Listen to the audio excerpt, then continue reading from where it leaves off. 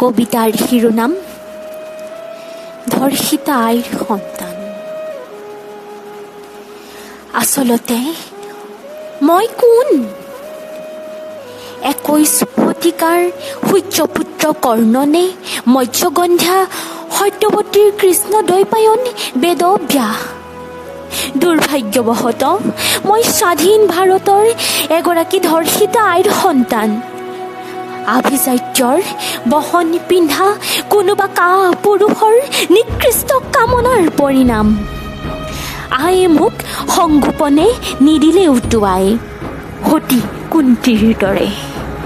যমুনাৰ দ্বীপত জন্ম দি ত্যাগ নকৰিলে সত্যৱতী উপমাৰে। আধুনিক সমাজৰ লঞ্চনা গঞ্চনা খাই আই মোৰ মৰিলে হে। আকাশেই মোৰ ঘৰৰ মুধচ, পথ পথেই এতিয়া মোৰ ঘৰ। মূৰৰ ওপৰত জ্বলি থাকে নিয়ন লাইটৰ পোহৰ।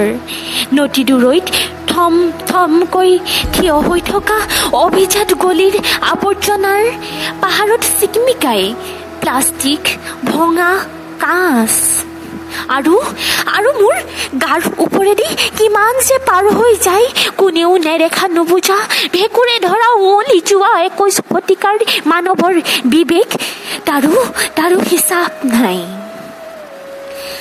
হাঁহি দিওঁ তেতিয়াই মই, যেতিয়া সিহঁতে মোক উপহাস কৰি কয় মই বোলে এগৰাকী ধৰ্ষিতা আইৰ সন্তান।